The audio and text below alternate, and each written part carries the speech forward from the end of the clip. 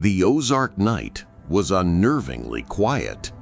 When social worker Margaret Wilson pushed open the warped wooden door of a hidden cabin in 1982, the smell of damp wood and oil lamps hit her first.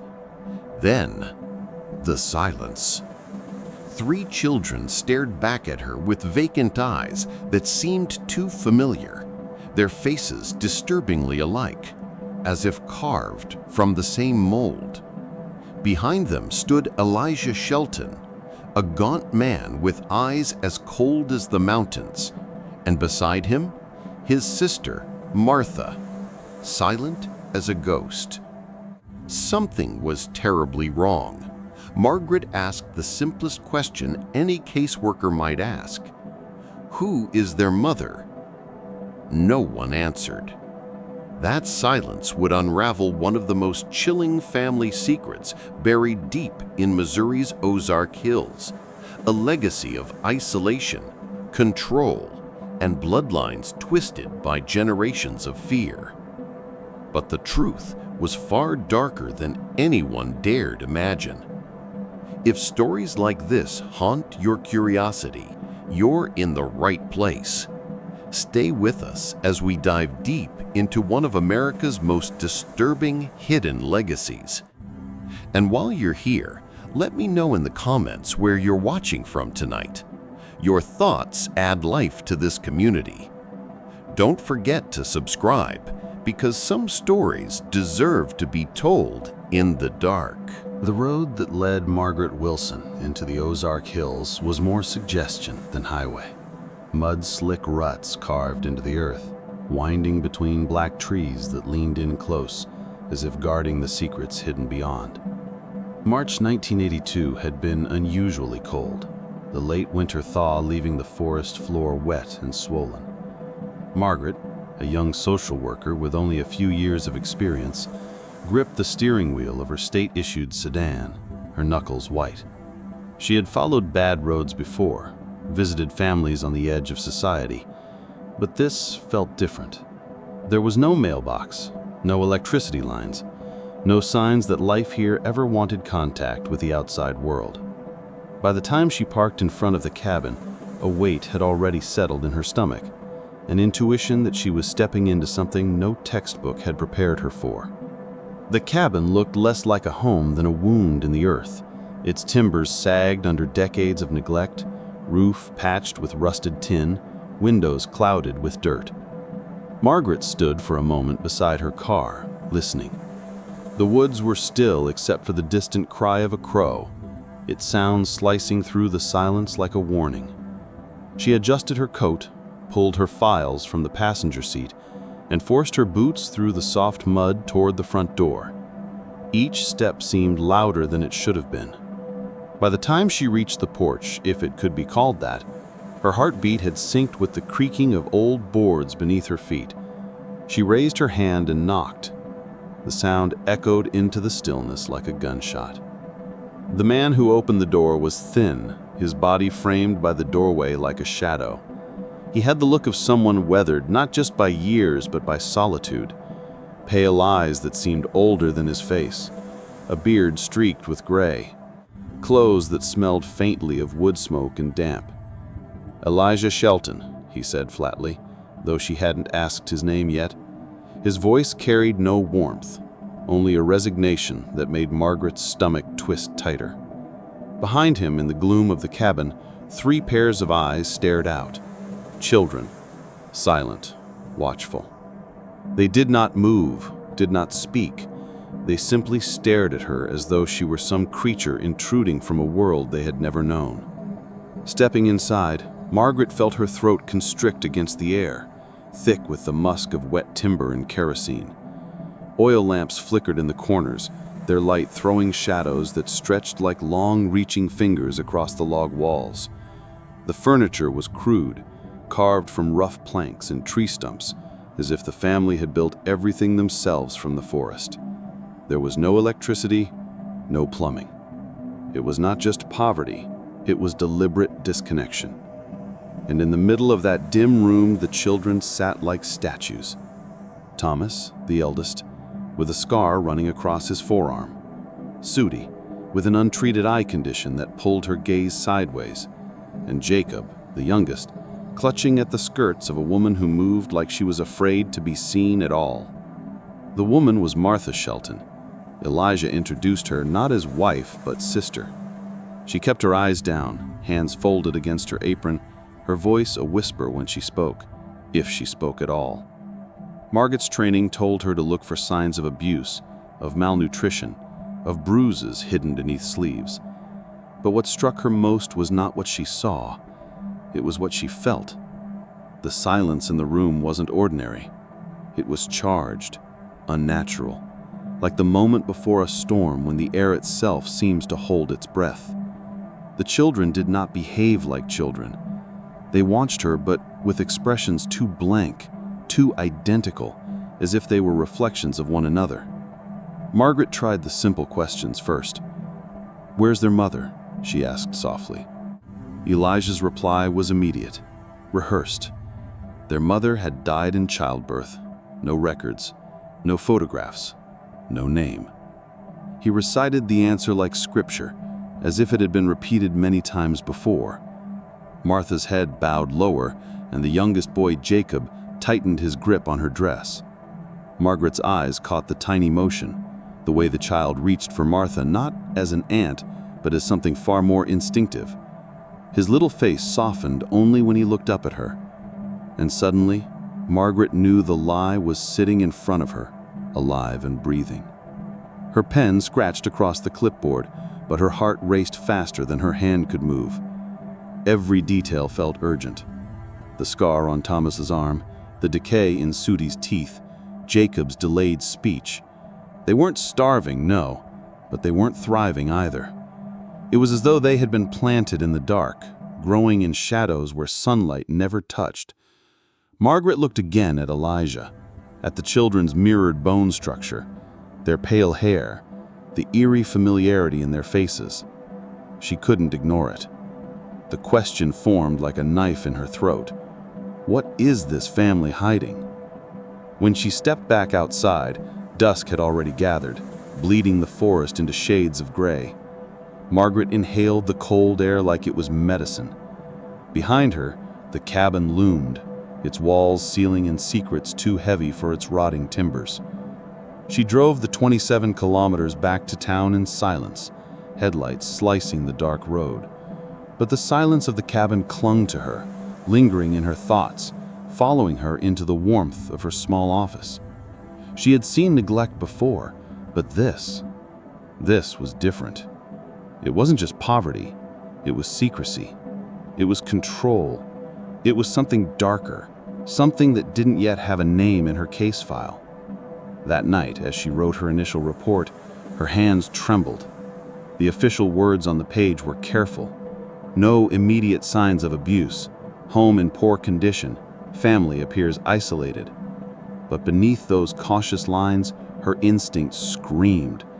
The report couldn't capture the way the children's eyes had followed her, empty and identical.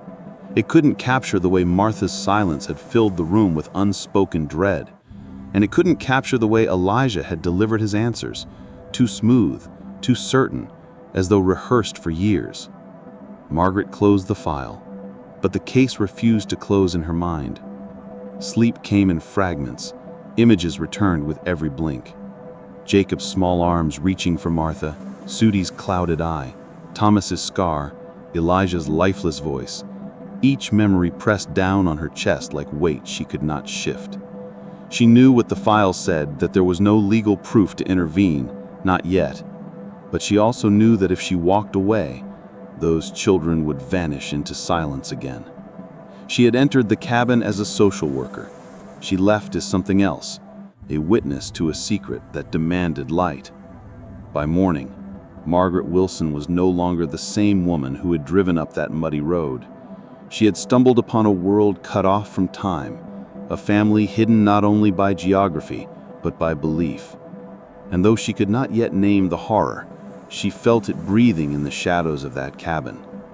The Shelton children were not simply neglected, they were prisoners. Prisoners of blood, of silence, and of a darkness that had been growing for generations. The investigation had begun, but Margaret already knew the truth waiting in those woods would change everything. The records were supposed to be routine. Birth certificates, hospital logs, family registries, all the paper trails that proved people existed in the world. But when Margaret began digging into the Shelton family, there was nothing. Not a single official trace of the children. No births, no school attendance, no vaccinations. It was as if Thomas, Sudi, and Jacob had slipped into the world unnoticed, born in silence and swallowed by the hills. The deeper she searched, the more disturbing the absences became. There were hardly any records of Elijah or Martha either, not until 1973. That year stood out like a scar, because 1973 was when their parents, Harold and Edith Shelton, had died in a fire that destroyed the family's first cabin. The official file was thin, just 2 pages. Accidental fire, structure loss, bodies recovered, children survived. No mention of how those children survived the inferno or who cared for them afterward. It was a silence that felt purposeful. Margaret tracked down the site of the fire, a clearing overgrown with weeds and brambles not far from the current cabin. The blackened timbers had long since collapsed into the earth, but when she walked the ground she could still smell it, that acrid ghost of smoke that clings to memory more than air. She crouched, running her gloved fingers through the dirt, feeling the brittle crunch of charred wood beneath the soil. The silence here felt heavier than at Elijah's cabin, because this was where it had begun. 2 bodies burned, 2 children left behind, and no one in the county ever asked what became of them until 9 years later, when she arrived at that door. The fire reports were vague, but the whispers Margaret gathered in town were not. Locals remembered Harold and Edith as strange, reclusive, God-fearing, but in their own way. They came to town rarely, traded meat and hides, spoke little. Some said Harold preached about the dangers of the outside world, about bloodlines and sin. Others recalled Edith's watchful silence, a woman who stood behind her husband like a shadow. A few even remember that Harold and Edith had been cousins, whispers no one dared say too loudly. Margaret wrote it all down, her pen trembling. If that rumor was true, it explained the insularity, the warped obsession with family purity. It explained why Elijah and Martha had inherited not just a cabin, but a doctrine. She found her way into the county archives, a musty room stacked with boxes that hadn't been touched in years. Dust clung to her hands as she opened file after file, searching for threads of the Shelton story. There, tucked into a historian's notes from the 1950s, she found the words that made her blood run cold. The Shelton family views outsiders as corrupt. They believe their bloodline must remain pure, uncontaminated by others. Harold preaches that family bonds are sacred, even above the laws of man. Margaret sat back in her chair, the fluorescent lights buzzing overhead. She had expected poverty, neglect. She had not expected ideology, one so twisted it sanctified isolation and erased boundaries entirely. Her mind returned to the cabin, to the children's mirrored faces, their eerie silence, the way they looked at Martha as though she were more than an aunt. It all fit together now, horribly. If Harold and Edith had raised Elijah and Martha in this doctrine of purity, then what she had glimpsed was not a family stumbling into dysfunction. It was a system, a generational legacy, passed down like scripture, as unyielding as the timbers of that cabin. Margaret's stomach turned as she imagined Elijah, barely a teenager when his parents died, suddenly crowned patriarch in the ashes of the fire, a boy taught that outsiders corrupt, that only blood protects, raising his sister, and then, when the years came, repeating the cycle with children who bore the same pale resemblance. Margaret drove out to speak with Samuel Jenkins, the local historian who had written those notes. He was old now, his hand shaking as he turned the brittle pages of his own work. "They were always different," he told her in a low voice.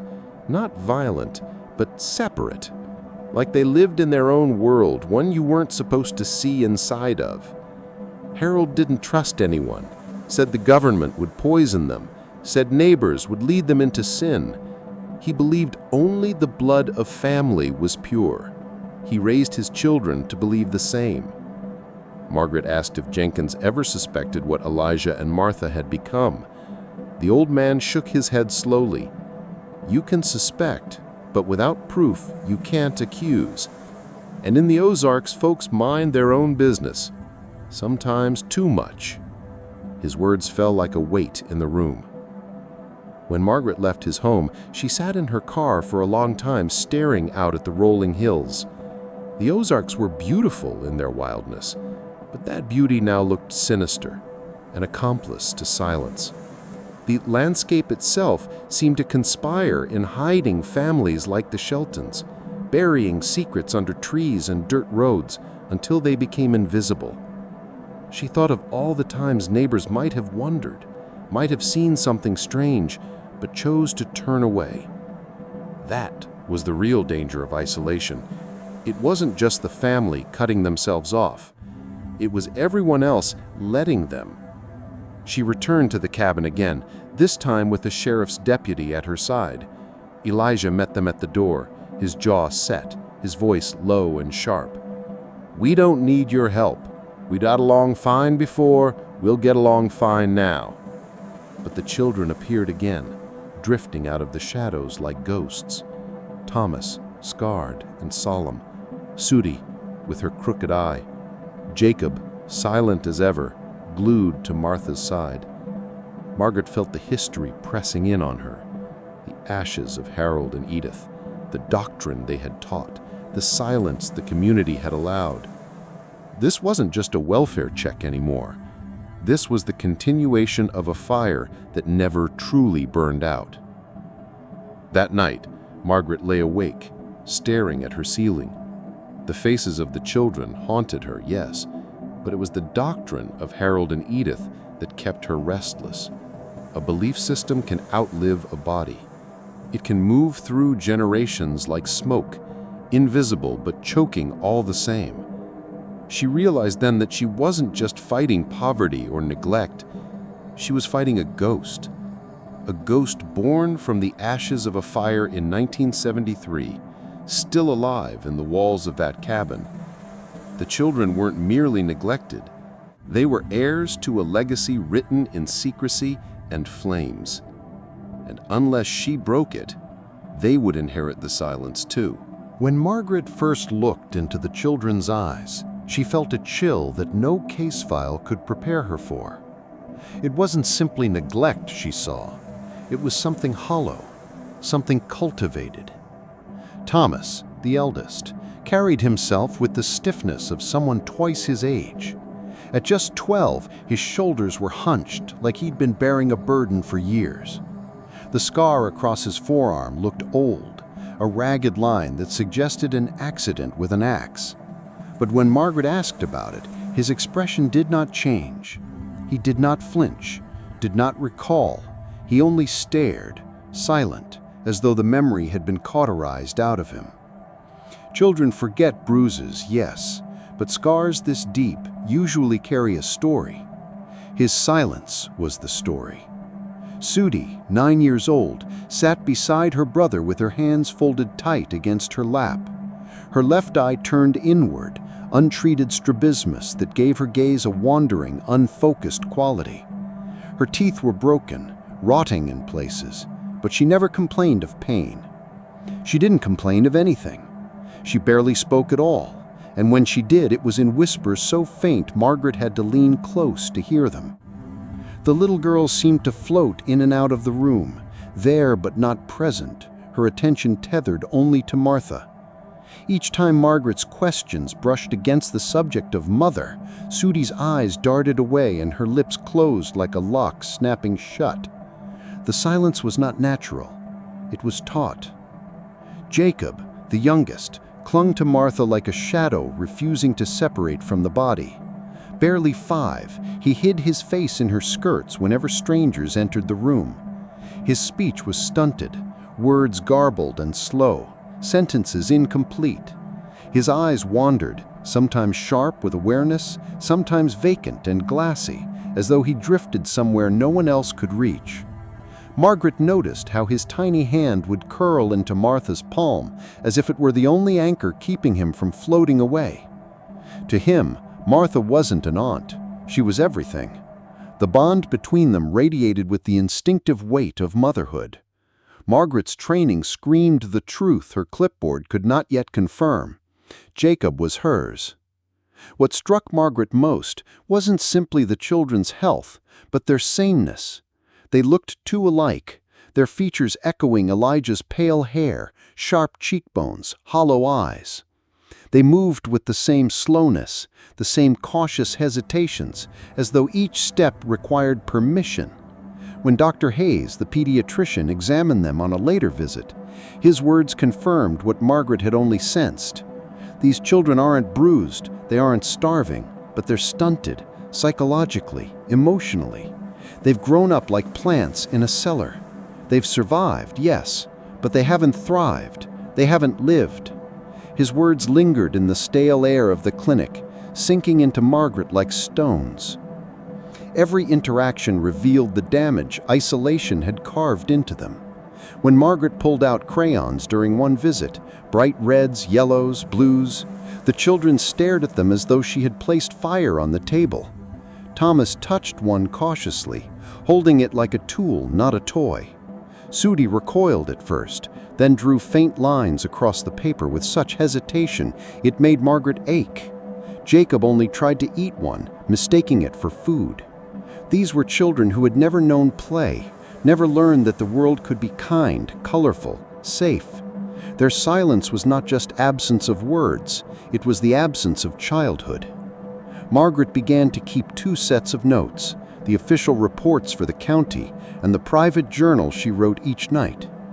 In the reports, she recorded the facts, ages, conditions, lack of records, need for intervention. In the journal, she poured the truths she could not yet prove. She wrote, "They are trapped in a silence older than them. It is not poverty alone that binds them, but belief. They have inherited fear like a language. It is spoken in their eyes, in their posture, in their refusal to speak of a mother who stands before them every day." Her handwriting often blurred with tears, but she forced herself to keep writing. If she didn't, their silence would consume even her memory of them. At night she dreamed of their faces, Thomas's hollow stare, Sudi's crooked eye, always watching yet never meeting hers, Jacob's tiny hand clutching Martha's dress. Each dream ended with the same echo of Elijah's voice. Their mother died in childbirth, always flat, always rehearsed, always wrong. Margaret would wake with her heart racing, drenched in sweat, the image of Martha's bowed head lingering in the dark. She began to understand that the silence in that cabin was not simply survival. It was obedience. It was a cage built from doctrine, from ashes, from generations of whispered rules no outsider was ever meant to hear. When Margaret returned again, she noticed how Elijah's presence dictated the children's every move. They sat straighter when he entered. They lowered their eyes when he spoke. Even their breathing seemed to shift to his rhythm. It was the silence of control, silence that made obedience automatic. Margaret saw it clearest in Martha. She moved through the cabin like a ghost, never lifting her gaze, never contradicting Elijah. But when his back was turned, Margaret caught the smallest flicker in her eyes, a grief so deep it was almost a confession. For a moment, Margaret believed Martha wanted to speak, but just as quickly, the silence folded back over her, thick as smoke. The children's conditions, scarred, delayed, muted, were symptoms. The silence was the disease, and Margaret knew it was contagious, passed down like blood, like fire smoldering beneath ash. She could not leave them here, not when their very voices had been stolen before they had the chance to speak. Driving back through the twisting hills, Margaret gripped the wheel with trembling hands. She had seen enough to know this wasn't just neglect, it was the legacy of silence. But she also knew that breaking that silence would be the hardest battle she had ever faced. Because silence, once inherited, doesn't shatter easily. It lingers, it resists, it protects the very darkness it conceals. The further Margaret dug, the more she realized she was not simply uncovering a family's tragedy, but dismantling a theology. The Shelton cabin wasn't just a home, it was a sanctuary for beliefs twisted by generations of fear. Harold and Edith, the parents who perished in the fire of 1973, had not merely raised their children in poverty, they had raised them under doctrine, one that sanctified blood, vilified outsiders, and blurred the very boundaries of love and control. Margaret saw the fingerprints of that doctrine everywhere, in Elijah's rigid posture, in Martha's silence, in the children's mirrored faces. It was not just isolation, it was indoctrination. Locals had always whispered that Harold Shelton preached like a man who had written his own Bible. He spoke in the cadence of Scripture, but his sermons had only one congregation, his family. To neighbors, he muttered warnings about corruption, sin, and the decay of the modern world. He told them that outsiders poisoned food with chemicals, that schools corrupted children with lies, that churches bowed to false prophets. He believed salvation lay not in God alone, but in family blood kept pure. Edith, quiet and devout in her loyalty, echoed his words in silence. Together they created a faith that was less religion than obsession. Their children were raised not simply to fear outsiders, but to hate them. Margaret read Samuel Jenkins' journals late into the night, her lamp burning until her eyes blurred. The historian had chronicled Harold's ramblings, noting how they twisted over the years from eccentric to sinister. Blood must remain clean, Harold wrote in a pamphlet Jenkins had salvaged. Blood is holy. Outside blood brings rot. The words chilled Margaret. She realized now why Elijah's answers to her questions had been so flat, so rehearsed. He wasn't just lying, he was reciting doctrine, passing down the lines he had been fed as a child. Mother died in childbirth, a phrase not of explanation but of erasure. The children weren't allowed a mother in the eyes of outsiders. Only Elijah's word mattered. Only family mattered.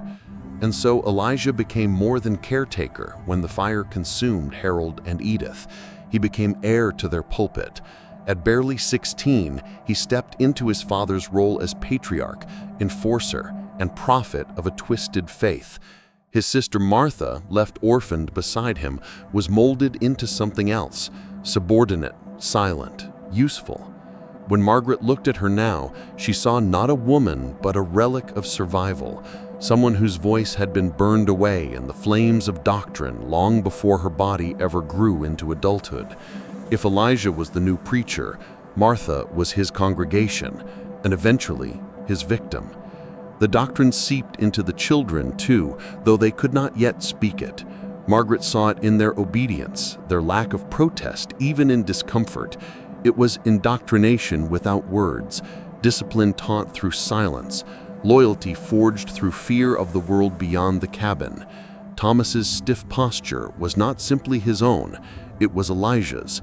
Sudi's refusal to speak above a whisper was not shyness, it was Edith's ghost. Jacob's clinging to Martha was not just instinct, it was the doctrine's cruelest inheritance, the confusion of roles, the blurring of sacred bonds. The doctrine had reduced them to vessels of silence and blood. When Margaret spoke privately with Martha one evening, away from Elijah's gaze, she caught the faintest crack in the wall of silence. Martha's voice trembled as she described Elijah not in accusations, but in resignation. He believes he's protecting us, that the world will poison the children if they leave, that their blood is all that keeps them safe. Her eyes, wide and sunken, glistened with something Margaret recognized, not faith, but despair disguised as loyalty. Martha wasn't just complicit, she was imprisoned by belief. Her silence was not choice, but survival. Margaret wanted to reach for her, to promise freedom, but the doctrine's grip was older, stronger, thicker than words could cut. Margaret began to understand the danger of confronting Elijah directly. To him, she was not a social worker. She was the embodiment of corruption, the outsider her parents had warned of. Every visit she made confirmed his suspicions. Every question she asked fed his belief that the world was trying to taint his family. This was the insidious genius of the doctrine. Any attempt to break it only proved its necessity.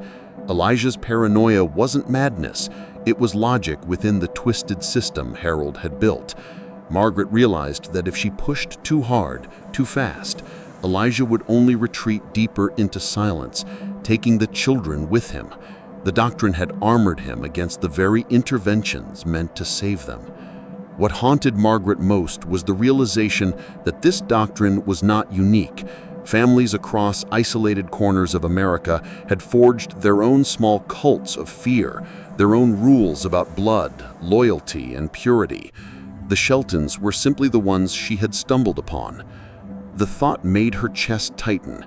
How many other cabins, how many other children were hidden by the same silence? How many ashes lay buried in woods, unmarked and forgotten? Margaret's work here was not just about one family. It was about exposing the invisible theology that allowed darkness to breed in the quiet corners of society. One evening, Margaret returned to her office with a box of old photographs donated by a retired sheriff's deputy. Inside, she found a single image that made her throat close. A black and white snapshot of Harold Shelton standing beside his cabin years before the fire. His arm was slung across Edith's shoulders, his face gaunt but fierce, eyes lit with the conviction of a man who believed he was chosen.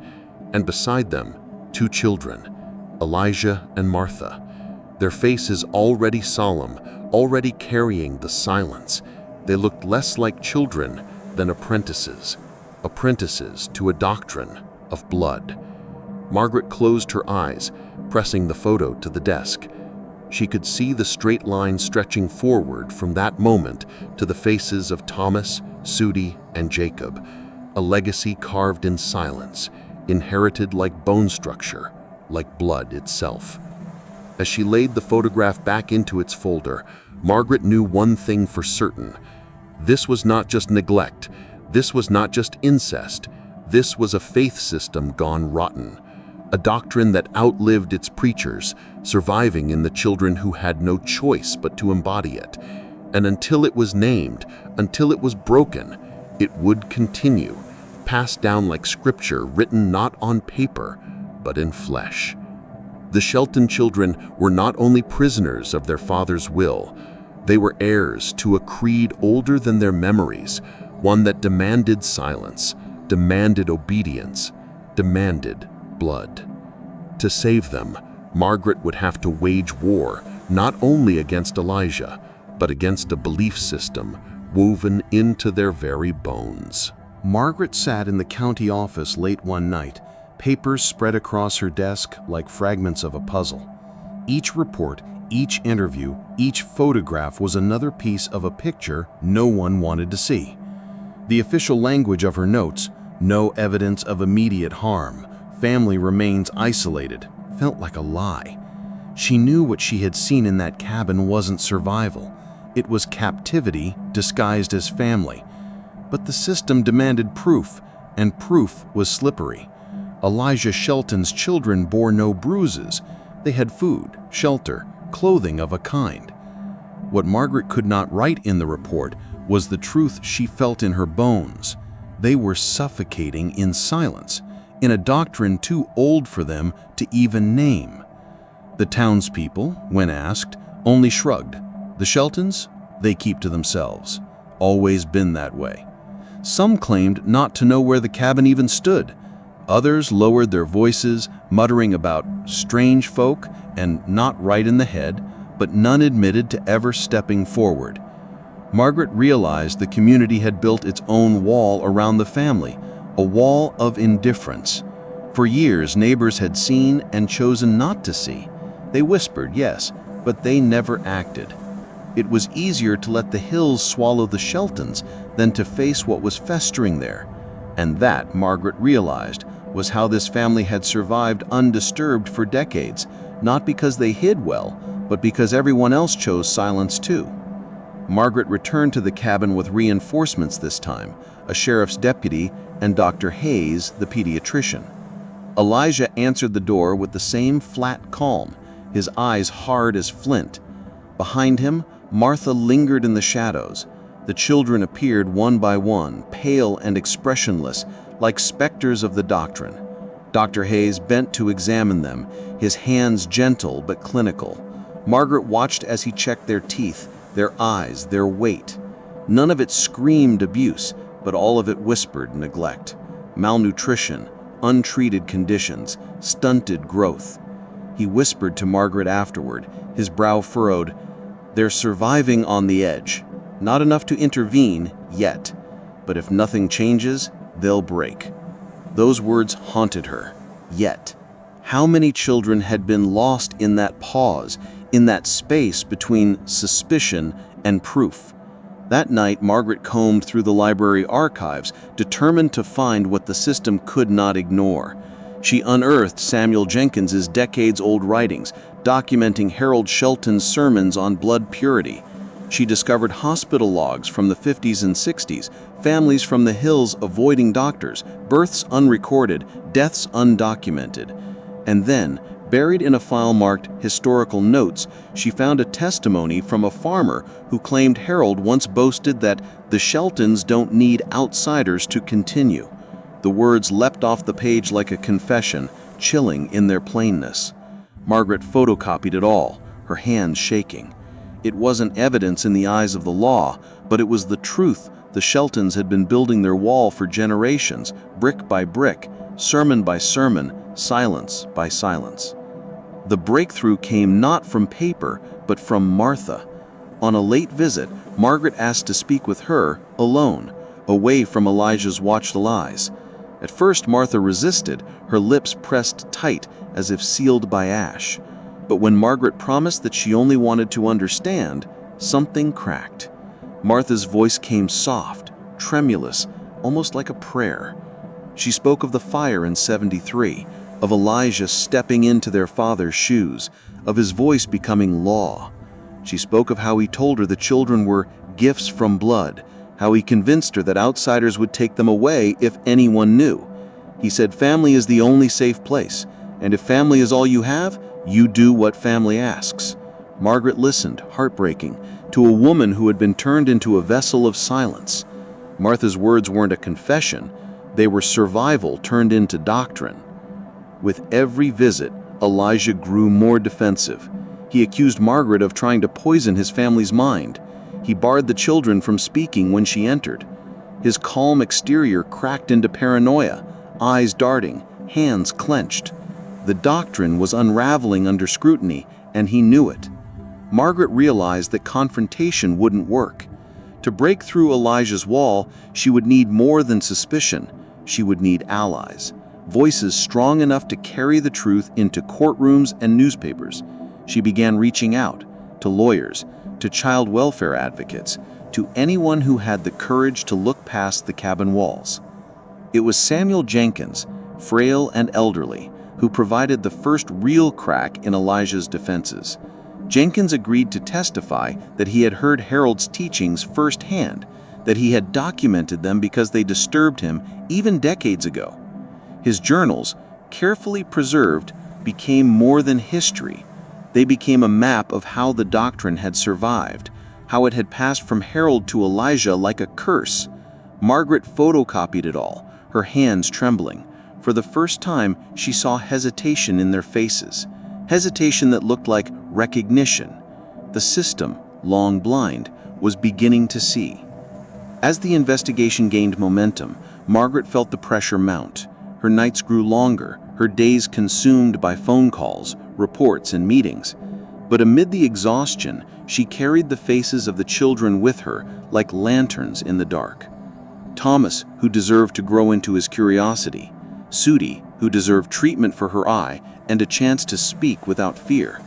Jacob, who deserved to know that clinging to his mother didn't have to be a secret. Margaret refused to let their silence become their inheritance. She would not let the doctrine write their futures. The walls around them were beginning to crack, and once light entered, there would be no turning back. But Elijah knew it too. Margaret sensed it in his stare the last time she left the cabin, his pale eyes following her car until the trees swallowed the road. It was the stare of a man cornered, a man whose fortress of silence was crumbling. And when men like Elijah felt their control slipping, they often tightened their grip. Margaret drove back into town with the gnawing fear that the walls were breaking, but that breaking them might unleash something even darker. The courthouse in West Plains stood like an old sentinel, its red brick walls bearing witness to decades of human frailty. On the morning of Elijah Shelton's trial, the air outside was cold enough to frost the windows, yet the crowd buzzed with a heat of curiosity and unease. Reporters had gathered, notebooks in hand, their breath puffing into the winter sky. Locals leaned against railings, whispering in tones both scandalized and defensive. For years, they had avoided speaking too directly about the Shelton family. Now, those whispered suspicions were forced into the light. Margaret Wilson, sitting near the front of the courtroom, felt the weight of it all pressing down on her shoulders. This was no longer just about Elijah. It was about silence. His, Martha's, the community's, and even the system's. Elijah entered the courtroom flanked by deputies, his wrists in cuffs but his expression unreadable. Gaunt, pale, his beard untrimmed, he looked less like a predator than a man carved hollow by years of solitude. That, Margaret knew, was dangerous. The defense attorney, Gerald Thompson, wasted no time shaping that image. He painted Elijah as a man raised in the ashes of fire, taught only the twisted doctrines of his father, a man who never knew schools, laws, or churches. He is not a monster, Thompson told the jury. He is a product. The words echoed like a spell, as if excusing the horrors Margaret had witnessed inside that cabin. She felt her jaw tighten. Elijah may have been shaped by his past, but he had made choices that scarred his children with silence. The prosecution countered with a stark narrative. Elijah as patriarch, as enforcer of Harold Shelton's doctrine, as the man who turned blood into prison walls. They presented photographs of the children, thin, pale, identical in their eerie resemblance. They introduced Margaret's reports, Samuel Jenkins's journals, and medical testimony from Dr. Hayes. Neglect, the prosecutor declared, doesn't always bruise the skin. Sometimes it bruises the soul. These children were not raised, they were contained. Margaret felt a shiver as the words echoed. That was it. Containment. Not parenting, not even survival. Containment. But the most haunting testimony came from Martha. For weeks leading up to the trial, she had been in therapy, coaxed into speaking truths she had buried under ash and fear. When she stepped into the witness stand, her hands trembled visibly, her eyes never rising above the polished wood railing. At first her voice cracked, halting as she described Elijah after their parents' death, how Elijah took their father's place, how his voice became law. But then, as if years of silence had been waiting for this moment, the words poured out. She spoke of nights when Elijah told her outsiders would take the children, that the world beyond the trees was corrupt. She described how he blurred lines of kinship, convincing her that family was all that mattered. She did not name every horror. She did not have to. Her silence between sentences spoke louder than the words themselves. The courtroom was suffocatingly still. Jurors shifted uncomfortably, some unable to meet Martha's eyes. The defense objected, claiming she was a victim, not a reliable witness. But Martha's trembling voice carried more weight than any document could. She was living proof of the doctrine's grip, the ghost of Harold and Edith speaking through Elijah, now unraveling, in the voice of the sister who had been both follower and prisoner. Margaret, watching, felt tears sting her eyes. It wasn't a dramatic confession. It was worse. It was a quiet surrender, a life hollowed out by fear, finally breaking into words. In closing arguments, the prosecution demanded accountability. They framed Elijah not as a victim, but as the torchbearer of a doctrine that should have died in the ashes of 1973. He had a choice, the prosecutor insisted. He chose to continue the silence. He chose to create more victims. The defense doubled down, pleading for leniency, portraying Elijah as a man too broken to understand the world he had warped. The jury listened in silence, their faces pale under the fluorescent lights. Margaret could not read them. She only knew that whatever verdict came, the children's scars would not disappear with it. Deliberations took less than a day. When the jury filed back into the courtroom, Margaret held her breath. "We find the defendant, Elijah Shelton, guilty of incest." The words landed like a hammer. Yet what followed made Margaret's stomach twist. The jury recommended leniency, citing his upbringing and psychological damage. The judge echoed their reasoning, sentencing Elijah to 3 years in prison, parole possible after 18 months. The gavel struck, the trial was over, and the silence in the courtroom was deafening. The sentence divided the community. Some saw it as merciful, a recognition that Elijah was forged in fire and doctrine not of his making.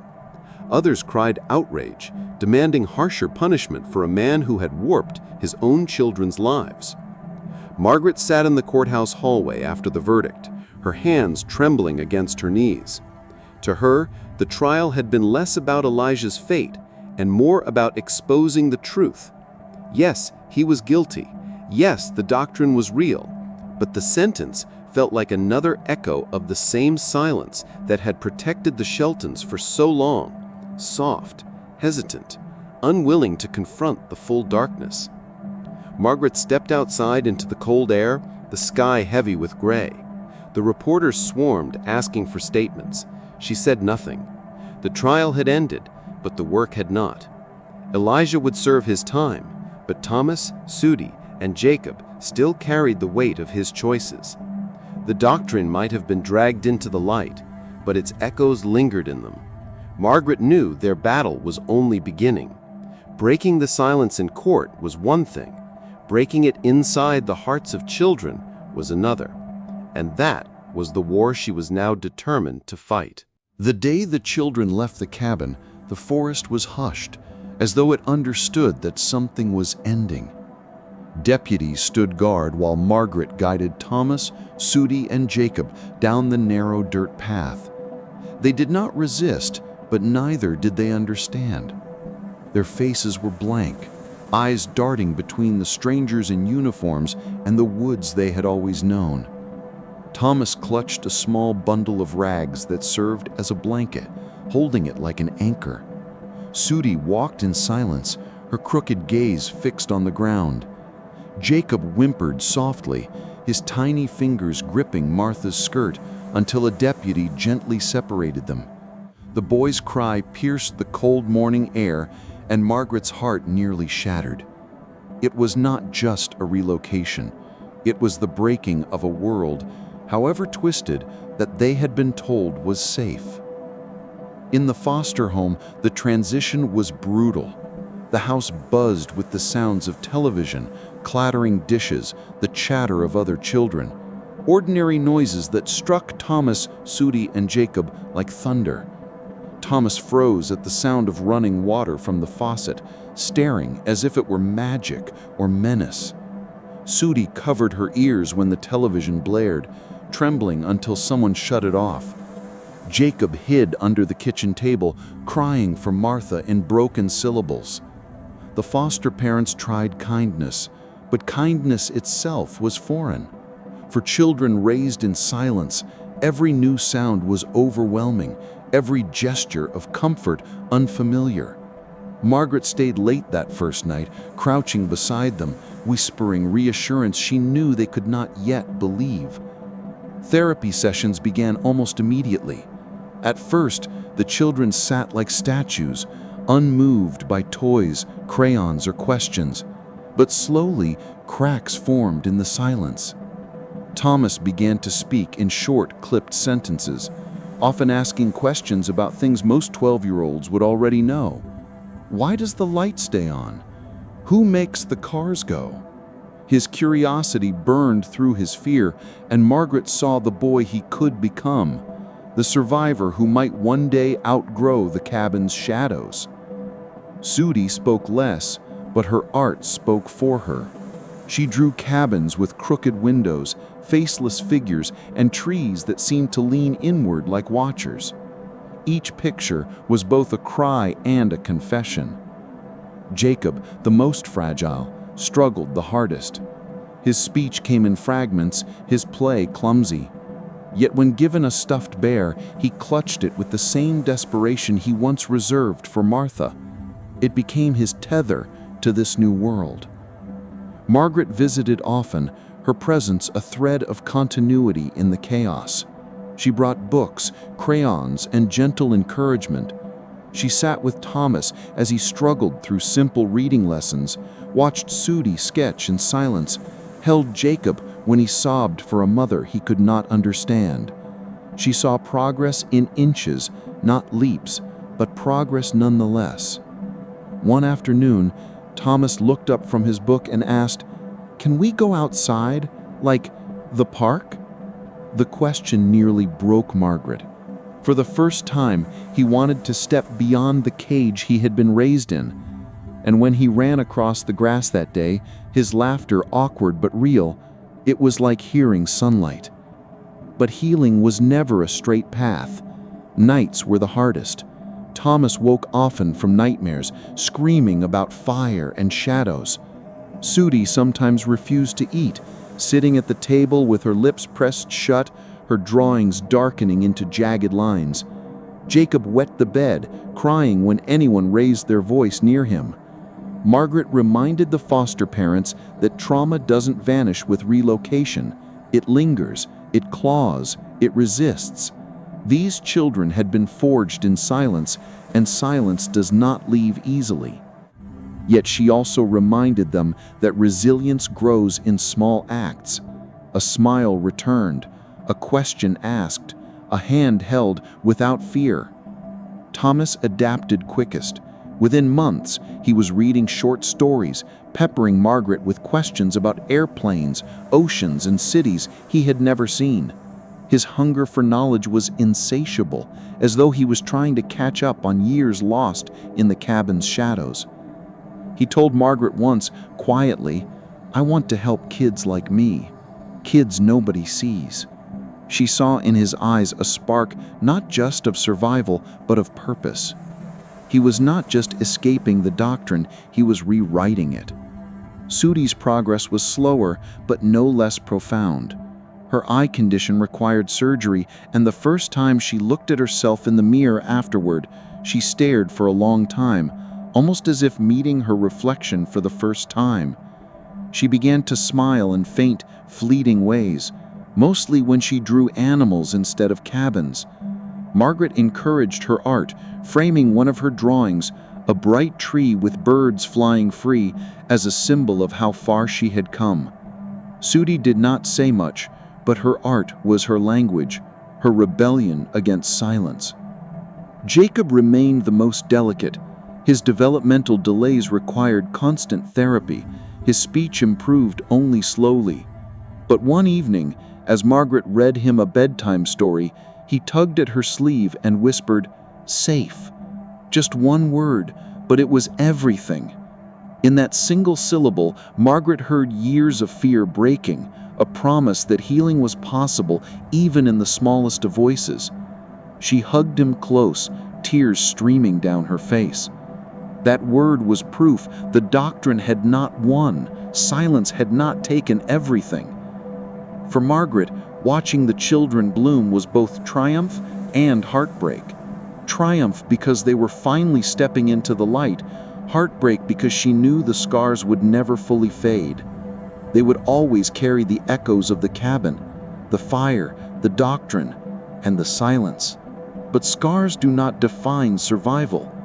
What defined them was the way Thomas ran toward the world, the way Sudi painted birds instead of shadows, and the way Jacob whispered, "safe in the dark."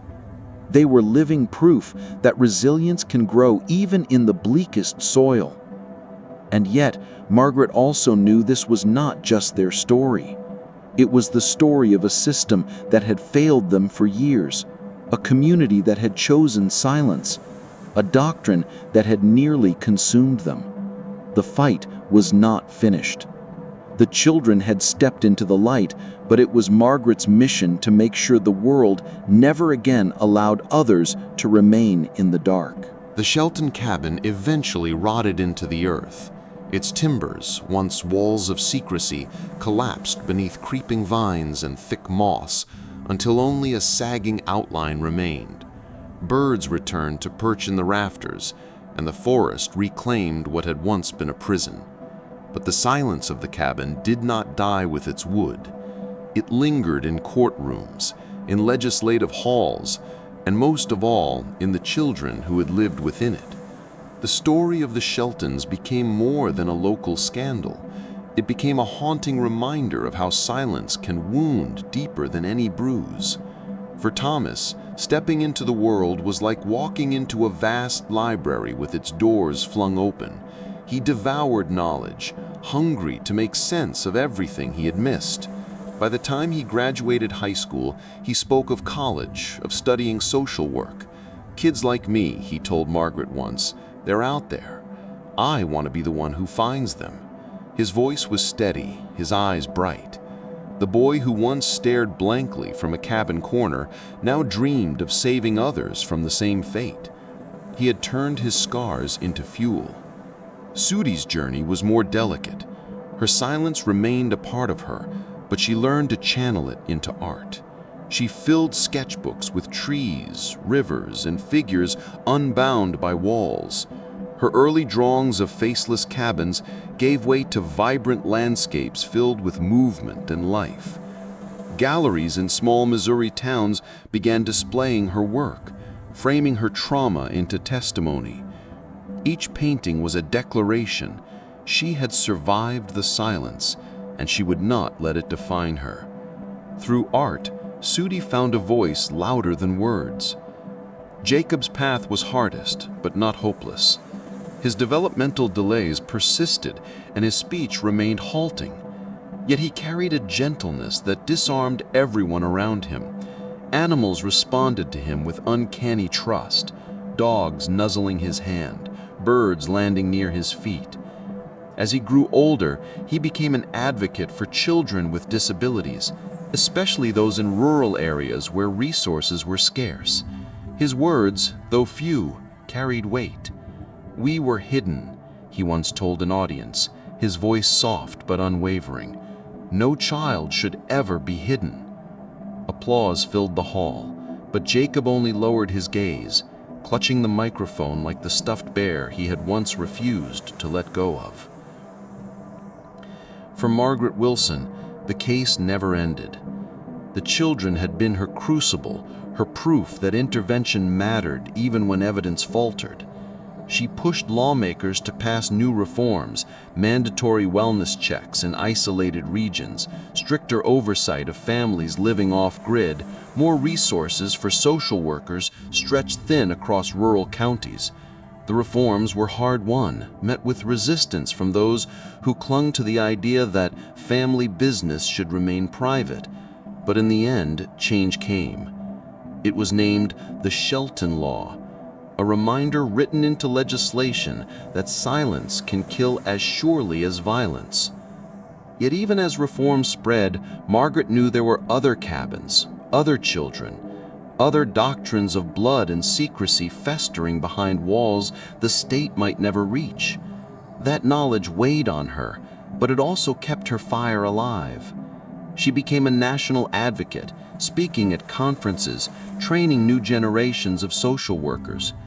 When asked why she kept returning to the pain, she always answered the same: because silence protects the abuser, never the abused, and silence was what almost killed those children. The community of West Plains carried its own scars. For decades, neighbors had whispered about the Sheltons, yet no one acted until it was too late. The trial forced them to confront not only Elijah's crimes, but their own complicity in ignoring what they sensed. Churches held forums, schools opened outreach programs, and slowly the Ozark Hills began to speak where once they had only looked away. It was not redemption, but it was a start. Silence protected the Sheltons for generations. Breaking it became the town's uneasy inheritance. In the end, the Shelton children were not defined by Elijah or Harold or Edith. They were defined by what they chose to become. Survivors, advocates, artists, voices where once there had been only silence. Their names entered the lexicon of child welfare, their faces reminders of why intervention matters, why silence must never be allowed to build walls around the vulnerable again. They were not just victims, they were proof that resilience can grow, even in poisoned soil. And as for the cabin, it still stands in local memory. Hikers sometimes stumble across its ruins, half swallowed by trees, unaware of the history its timbers once held. The wind whistles through broken beams, carrying with it echoes of children's silence, of Elijah's sermons, of Martha's trembling voice. But now those echoes meet a world that knows the story, a world that has been warned, a world reminded that silence, left unchecked, becomes a legacy. The Shelton legacy is not just a tragedy, it is a warning, a plea, and above all, a testament that even in the deepest shadows, children can find their way back to the light.